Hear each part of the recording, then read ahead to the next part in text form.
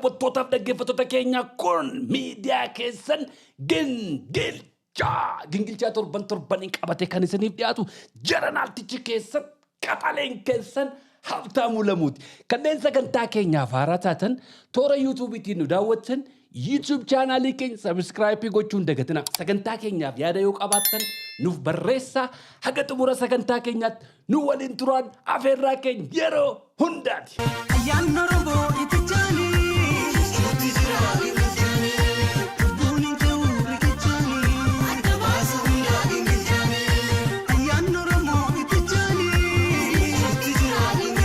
Daawwattootaaf dhaggeeffattoota keenya sagantaa gingilchaa torbee kanaaf fudhadhee dhufe totoon darbin dura obboleettii keenya Booniyaa torban darbe lubbuun ishee darbe Waaqayyoon lubbuu ishee kan jannataa godhu maatii ishee firoottan ishee hiriyoota isheetiif jajjabina kennuun jedha. Arrabni lafeen qabdu garuu lafee cabsitee Oromoon gaafa mammaaku. Obboleettiin kun bu'aa bayii baay'ee keessa dabarte. Rakkoo baay'ee keessa dabarte. Akka durbummaa isheetti karaa gubbaa teessee kophee xoofteetti rakkinni ishee hin argin hin jiru. Rakkina kana keessaa ba'uudhaaf baay'ee tattaaffatte. Rakkinatti harka ishee ilaalle. Rakkinaaf hin jilbeenfanne. Yeroo hundumaa fuulli ishee gammachuu qaba. Arrabni keessan garuu hin cabse. Arrabni keessan garuu karaatti hambise. Waan namaan jettan hin beektan. Intala durbaadhaan waan jedhamu hin beektan. Akkaataatti nama arrabsitan illee hin beektan. Kabajaan qabdan, naamusan qabdan. Intala xobbee karaatti hambistan. Komentii isheedhaa barreeffame. Waan isheen irraa dhuftee dubbachaa turte yeroo baay'ee hordofaan ture. Ilaalaan ture. Humna qabaannee walirraa dhowwuu hin dandeenyu. Garuu intala mooraalii ishee irra jettanii intala durbaa karaatti hambistan. Dhaloota akkasii oomishachaa jirra. Dhaloota arrabaa, dhaloota safuu hin beekne, dhaloota qaanii hin beekne, dhaloota waan namaan jedhamu hin beekne. Akka barbaadu gadi ba'ee sooshaal miidiyaa irratti gallakkisii waan barbaadan waan jiru oomishachaa jira. Dhaloota biyyaa ba'ee jireenya maatii isaa geeddaruuf gammoojjii keessatti osoo lubbuun keessa jiru makinaatti walii lafarra wal harkisu. Dhaloota beenzila walirratti naqu, dhaloota zayita walirratti naqu, dhaloota arrabaa wal nyaatu, dhaloota maatii salphisu. Kana keessa ga'aa jirra. Hogganoonni siyaasaa, hayyoonni, beektonnis callisanii ilaalan. Dhaloota kanatti nama waatti mudhabame. Dhaloota kanatti nama dubbatamuu dhabame. Meeqa karaarraa hambistan, meeqa mogolee buustan. Humni Waaqayyoo nu gargaaree as geenye malee nuun iyyuu mogolee keenya nu jalaa dhufuutti hin godhine. Waaqayyoon gogaa keenya gogaan naachaa godhe dandeenye as geenye malee arrabi sooshaal miidiyaa irraa arrabni dhaloota kanaa meeqa karaarraa hambisaa jira.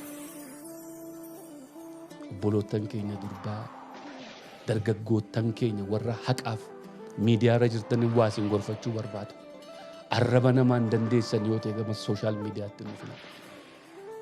Namni miidiyaa irratti ba'e akka nama qullaa gabaatti ba'eera. Namni qullaa gabaatti ba'e nan ilaalinaa jechuu hin danda'u. Meeqatu arraba isiitti haxaata. Meeqatu isin xiqqeessa. Meeqatu mooraalii keessan irra ijjeta. Meeqatu akkasin kofaltan hin barbaadu. Meeqatu akkasin hojjettan hin barbaadu. Mogolee isin dhaabu. Kanan dandeessan yoo ta'e sooshaal miidiyaatti nuuf hima. Kanan dandeessan yoo ta'e komentii isiniif barreeffamu hin dubbisina. Akka naman dhageenye gurra duuchadhaa bira darbaa. Kan maatii namaa xiqqeessu, kan ijoollee namaa arrabsu, kan haadha namaa arrabsu, kan abbaa namaa arrabsu, haadha manaa kan nama jalatti arrabsu, abbaa warraa nama jalatti kan arrabsu meeqatu jira. Meeqatu mogolee namaa ta'uudhaaf hiriira dhaabbatee jira. Sooshaal miidiyaatti gaafa dhuftan kan hundumaa beekadhaa kottaa. Kanan dandeessan yoo ta'e sooshaal miidiyaatti hin ba'ina. Jecha namaan dandeessan yoo ta'e, arraba namaan dandeessan yoo ta'e gama sooshaal miidiyaatti hin dhufina. Baratuu gingilchaa, baratuu gingilchaa, baratuu gingilchaa. Daawwattootaaf dhaggeeffattoota keenyaa sagantaa gingilchaa guyyaa irraa fudhadhee dhufe keessatti gaa torban kana waan irraa eegaa turtan. Lola guddaan irratti banameef deebii Habtaamuu eenna maaf deebii laattu naan jedhu asiin achiin natti bilbilanii. Waaqayyoon garuu sababii qaba. Yeroo hundumaa gaafa wanti tokko narratti dhalatu akkuma carraa ta'een istiidiyoo irraa deema. Istiidiyoo irraa anumaa ba'ee biyya wayii hojiidhaaf deemaa jiru lolli baname. Jawwee akkam jirta nagaa keeti? Nagaan siifata waadoo koo. Hiriyaa duriitu lola natti bade. Baay'ee naaree ture galgala sana. Baay'ee naaree ture. Namoota ciccimootu naannoo koo jira. Waaqaa gaditti. Namoonni ciccimoo waa waliin mari'adhu akkaman godha waan kana laayifiin gadi ba'ee haasa'a jedhee anuma laayifii tuquuf jedhu lakkii dhaabbadhu. Tasgabbaa'e jennaan quba koorraa fudhadhe. Edmonton gaafan tures namoota ciccimootu naannoo koo ture har'a biyya kana keessa gaafan jirus anaa wajjin karaa irratti in agartan garuu namoota ciccimoo wajjin oola. Namoota ciccimootu naannoo koo jira. Namoota waa waliin mari'adhu. Akkuma waa dhaga'een gadi ba'ee bu'aa godhee gadi hin dhiisu. Maaliif? Isuman sila jedhee arrabni lafeen qabdu lafee cabsiti. Nama gaddisiisuu hin barbaadu. Miira mataa kootii kontiroolii gochuu kan dadhabuurraan kan ka'e namoota kamiin gaddisiisuu waan hin barbaanneef yeroo tokko osoma wanti godhamu sun kijiba ta'uusaa otoo hin beekuun obsa. Mee obboleessi koo waan godheef qaba. Inni kana godhuu isaatti itti gammada ta'a. Ijoolleen isaa warri akka farda gaarii ittiin oofanii farda bareedee marga nyaatu garasii garana jiru yookaan farda qulqullaa dhaabbatu akkasii ilaalleef akkasitti itti ka'anii ittiin gulufsiisan ijoollee akkasii jira. Ijoollee achin ilaallee asin ilaallee waanuma itti kennamu fudhattee nama arrabsaa ooltu. Tarii ijoolleen sun na arrabsuutti obboleessi koo hiriyaan koo durii itti gammada waan ta'eef haa gammadu. Torban tokkos haa ta'u torban lamas haa ta'u na arrabsanii isa gammachiisa yoo ta'e jawwee koo haa gammadu jedhee dhiise. Rabbitu beeka waan naa qophaa'e. Garuu Waaqayyo galanni siif haa ta'u. Namoota naa laatteef galanni siif haa ta'u. Obsa naa laatteef galanni siif haa ta'u. Lakkii ani akkamittiin waa'ee uummataa otoo naasa'u waa'ee kootiif gadi ba'ee nama wajjin wal lola. Maal akkamittiin? Lakkii ani akkas miti. Lakkii ani faarsee bulaa ta'ee miti. Kan naa kennan jedhee maafan wal lolan beeka. Namni xiqqoo waa barate kaareen 10,000 akkamitti akka namaa kennamu hin beeka. Kaaree 10,000 abbaan fedhe mootummaa faarsuu dhiise taatu asirratti yoo godhatee deeme kaaree 10,000 maaltu nama maal jedhanii namaa kennu. Seerri sababii an faarsee bulaa ta'eef sababii na bichuu koo ilma oromtichaa sabboonticha jedhee faarsee fi kaaree 10,000 mitiiti kaaree 200 unaan laanne naa kennaa daraa rabbi.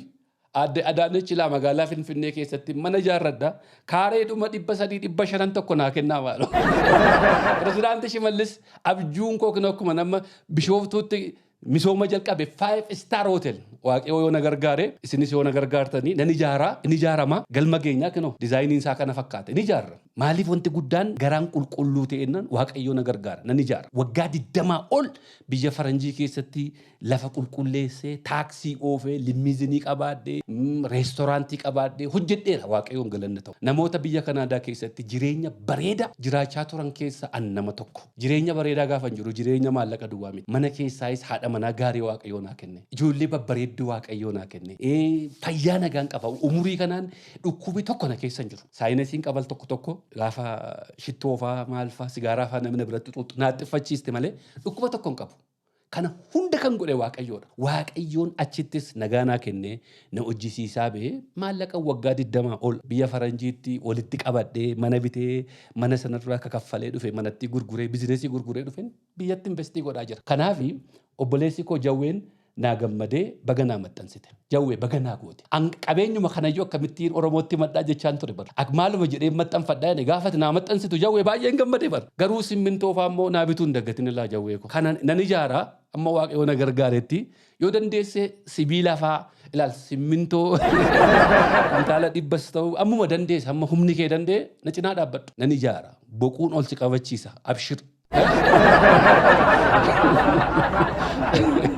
Kaaree 10,000 immoo mootummaan callisee namaan kennu. Utuu naa kenne innatti tola. Kaffaleete garuu. Isan ittiin kaffalees warri faayilii biiroo Bishooftuu keessaa baasanii si erga maasiin ergine siinqee baankiittan kaffale.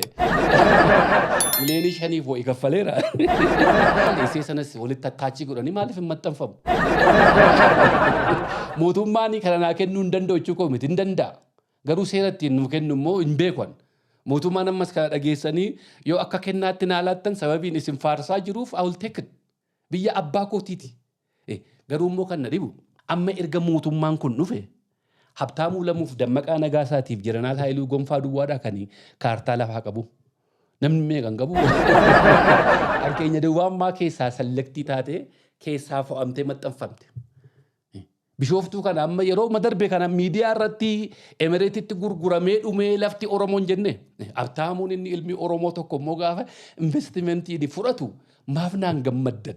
chaayinaatu lafa keenya guurrate warra emireetu guurrate warra maalii guurrate ittanii iyyitanii anoo ilmi oromoo tokko gaafan furadhu maaf naan gammaddan maal qaba biyya kanaadaa keessaas kaartaa qabaman magaalaa Grand Prix jedhamu keessa artist Elemoon faana beekachu wajjin turre mana laman qaban ture Edmonton keessaa mana qabaam bizinesiin qabaam hawaasa Chiina beekam sanas naa maxxansaaga namichi kunoo beegii baadiyyaa magaalaa Kobor keessaa ba'ee Finfinnee dhufee Finfinnee irraa Naayiroobiitti baqatee biyya kanaadaa dhaqee achitti erga qabaate Bishooftuutti qabaachuunsaa maa yakka biyya koo miti Bishooftuun biyya koo kan hin taane biyya faranjiitti uu qabaadheedha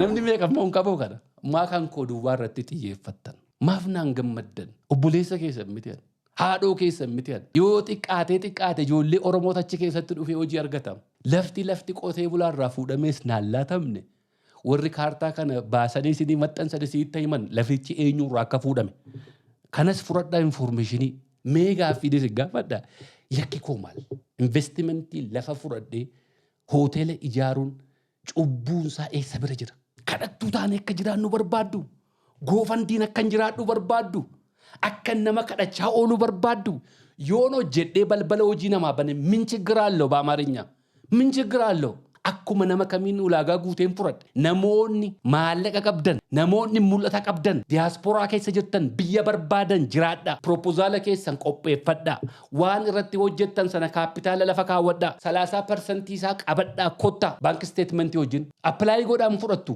mootummaa faarsuun sirraan eegamu mootummaa balaaleffachuun sirraan eegamu mootummaadhaaf akka koo gadi baay'ee iyyuun sirraan eegamu ulaagaa isaan barbaadan sana guunnaan isiniif kennama abbaan barbaade furachuu danda'a kennaan immoo lafatti mana ijaarrannu nuu kennan I will be happy lafa manatti ijaarradhu kennaa naa kenna isiniif jedhee waan baay'een ta'e min ችግራለሁ maal qaba sun darbeera minni lafa akkasii fudhatee kaartaa akkasii ennee wal sodaachin sun jabanni sun darbeera amma kana keessa hin jiru akkamittiin jabaanne dinagdeedhaan biyya keenya irratti cimnee hojjenna namichi waggaa 20 biyya faranjii keessatti self employee ta'e kaampaanii adda addaa ijaaree hojjettoota 10 haga 15tti qabaachaa ture habtaamuun biyya isaa keessatti galee hojjechuun min ችግራለሁ maal rakkoo qaba amaarinyaan kun immoo si'ana arraba koo irraa boodidde maal rakkoo qaba kanaafi wantoota akkasii kanaan mooraalii nan dhooftan jara keenya mismaarri aguma gad dhooftan jabaata an aguma gad nadhaanin jabaachaa deemaa jira ani mootummaa kana sababiin deeggareef namni natti bobbaataniif daran akkan deeggaruu na godha malee iddootti nan deebisu ittiin qaanfadhuum Abbo Isibaat Faatii wajjin miidiyaarra taa'ee inni mari'atuun saalfanne ani ilma Oromoo abbichuu deeggaruuttiin saalfadhaatti qaanfadhaa zammanee kaaseefaa warra morma ijoollee Oromoo muree mukatti kaa'ee shubbisu wajjin inni taa'ee mari'atuun qaanfanne ani ilma Oromoo deeggaruu kootti qaanfadha har'as boris ittiin qaanoo mindaa naa kaffalanii miti benefitii naa kennanii miti benefitiin koo mirga an biyyattii keessatti qabudha kanuman biyya faranjii keessatti kan hin hojjedheef mirgan qabaaf hin hojjedhe namni na fuuldura dhaabbatu hin jiruuf hin hojjedhe namni siyaasaa na hidhu waan hin jirreef hin hojjedhe hojii ofii kooti ummadhee cabbii mana namaarraa qulqulleessee mana fincaanii qulqulleessee taaksii oofee limmizinii oofee shiroo danfisee gurguree inni jiraachaa ture mirga waan hin qabuuf ani biyya kana keessatti bu'aan koo mirgan qaba laphee dhiibeen deema benefitii addaa mootummaan naa godhee miti dheengaddas jedheera har'as nan jedha kana gaafan jedhu kaartaa wajjin wal cinaa qabu iseen ittiin liisii kaffales cinaa kaa'a isee sasiin ka'ati waliin godha kanaafi obboleessi koo jawween kana wallaalee miti bu'aa bayii baay'ee waliin dabarsine waggaa 20 wal beenna siyaasi kun yeroo yerootti geeddarama gadi ba'ee isaa waan baay'ee jedhee obboleessa koo miidhuun barbaadu haalli inni har'a keessa jiru naaf gala nan hubadhaaf biyya faranjii keessa jiraachuun akka mataa nama dhukkubsu keessan ture waan ta'eef obboleessa kooti nan hubadhaaf keessumatti immoo Jawaar yeroo biyya kana keessa ture yeroo tokko mana isaa deemeen ture manni isaa mana cidaa fakkaata guyyaa noormaaliin naqe mana cidaa fakkaata namni kun abbootiin qabeenyaa salphiin garasii garanaan dhammanii babbareedduun kun qalameen mana keessa akkaataan itti jiraachaa ture har'a maal keessa akka inni jiru argaa jira kanaaf obboleessi koo waan kaleessa yeroo xiqqoof illee shaakalee keessaa deemee har'a biyya hambaa keessa jira waan ta'eef waan barbaadde yoonaan jette jawweenan fura I'll take it har'a wallolla har'a walitti bu'uu dandeenya borimma walitti araaramne wal madeessuu keessaa garuu harka koon baafe si madeessuu hin barbaadu uummata kanaa xiqqaatus guddatus waa hojjettee bu'aa buusteetta qabsoo darba kana keessatti ga'een kee ga'ee leencaati hojjetteetta haalati keessa jirtu naa hubatama si hubadha mootummaa wajjin nagaa buustee biyya kee keessa galtee nagaan jiraattee si gammada jireenya tammata jiraattu siin gammadu obboleessa keetii. Gammachuu irraan qaban. Si madeessuus hin barbaadu. Jechoota hin taanes siin jechuu hin barbaadu. Biyya abbaa keetti galiiti. Siyaasa duwwaa miti jireenya. Daldalaa yoo taate sunuma jiraatta. Waan biraa hojjette sunuma jiraatta. Gorsaa ta'uus hin dandeessi. Abbichi wajjin walii galaa biyya abbaa keetti deema. Haalli atamma keessa jirtu akkaataa atamma sooshaal miidiyaatti itti deemaa jirtu yeroon argu keessa kootu na bo'a. Kos bakka guddaan siif qaban ture. Kabajaa guddaan siif qaban ture. Nama bakka guddaatti eeggachaa ture. Har'a maal keessa akkati jirtu haasa'uullee hin barbaadu. We love you brother. Biyya abbaa keetti galii jiraadhu. Hammanuman siin jechuu barbaada. Inni kaana haftu. Aannan hammuma bira ga'an ol qabatu jedhan. Siyaasi kun hin dabarti. Barri haa gingilchuu. Barri haa gingilchuu. Barri haa gingilchuu. Barri haa gingilchuu. Obboloonni keenya warri biraas ishee har'aan ilaalina. Sababii diinana godhattaniif tokko hin jiru. Anis akkuma keessanii waan barbaade deeggaruu mirgatti qaba. Abbichuu deeggaruu mirga kiyya. Mootummaa kana cinaa dhaabbachuun mirga kiyya. Atis dhaaba siyaasaa biraa deeggaruu mirga keeti. Hin deeggariin siin hin jiru. Nan hojjedha. Na cinaa dhaabbadhaa. Dhagaa tokko naa bitaa dandeessan. Obboleessa keessanii. Habtaamuun hojjechuu baate alagaa biraa dhufee hojjeta. Obboleessi kee habtaamuun hojjetu gufuu natti hin ta'in. Biiroo keessa teessee kaartaa koo kaastee sooshaal miidiyaa baasuun maaliif si barbaachise? Maal keessa argatta? Seera malee oon fudhadhe? Seera malee fudhate jedhii na baasi. Akkuma nama kaamii garuu maaliif kan koo nama hundumaa keessaa filtanii miindaa mootummaa nyaachaa mootummaaf hojjechaa kaartaa namaa footoo kaastee sooshaal miidiyaa irratti akka maxxanu godhe. Seeraan ala yoon fudhadhe seeraan ala fudhate namichi kuni abaluu irraa fudhate nama Oromoo irraa buqqise jedhii na saaxili. Waan inni maallaqa itti kaffalee akkuma saba biraa fudhadhe. Habtaamuu duwwaa bishooftuu irraa fudhate maaf kan koo duwwaatti xiyyeeffattan. Kuni doofummaa kee mul'isa.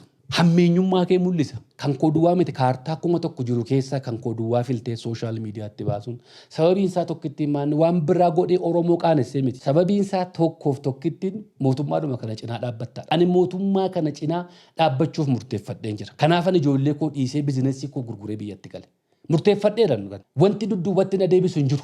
Bakka hanqinni isaanii jirutti nan qeeqa akkuma dheengadda qeeqee obboloota kooti obboleessa kooti. Pirezidaantii Shimallis Abdiisaa. Obboleettii kooti Aadde Adaanech Abeebee. Obboleessa kooti muummichi ministeera Itoophiyaa Dr. Abiy Ahmed. Obboleessa kooti Fiild Maarshaal Biraanuu Juulaa. Obboleessa kooti Jeneraal Geetaachoo Guddinaa. Obboleessa kooti Jeneraal Abdurramaan Jeneraal Acaaluun maqaa isaanii dheefi hunda isaanii. Jeneraal Dirribaa meeqan maqaa isaanii obbolaa kooti. Jara kan akkamittan nan balaaleffadha. Akkamittan jibba.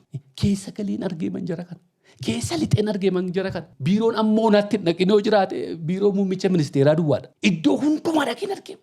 Sabboontatu guutee jiraam. Kanatu nama raajjeem. Kanaafan ijoollee dhiisee dhufee as taa'iman. Malee waan isin jettan waan corcurree garaa guuttachuuf miti'an. Garaan koo durumaa biyya faranjiitti guutuu ture. Asitti dhufeeyyuu narraa bu'e malee. Nyaati biyya kana jiru kan biyya faranjiin caalum. Jireenyi biyya kana jiru kan biyya faranjiin caalum.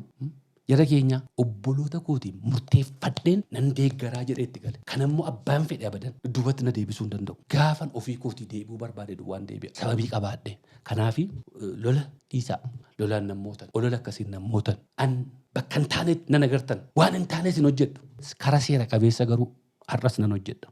Boris iftaanis Finfinnee irrattis Hamboo irrattis Jimma irrattis lafa ani danda'e hundumaatti hanga liisii koo kaffaletti investimentii irratti nan hirmaadha. Hammoo naatti wanti dudduubatti naqabee jecha faranjiiti. Hamma alanfachuu hin dandeenye ol afaanitti naqatanii itti faranjiin. Achiis butee liisii isaa kaffaluu hin dandeenye yoo ta'e waggaa lama sii kennu waggaa lamatti ijaaruu hin dandeessu ta'e sirkaa fudhatu. Kan hundumaa keessa hin galuleeti. Tartiibaan hin deema. Tokko kan bishooftuu fudhadheera. Ijaarsa jalqabnaa Waaqayyoo nu gargaare waggaa lamman sadan as deemu kana hoteela bareedaa isaa isiniin ijaara dhuftanii keessa qubattu achirraa immoo Finfinneettis hin jalqabnaa iddoo biraattis hin jalqabnaa riizoortii adda addaas hin jalqabnaa Waaqayyoo guddaadha.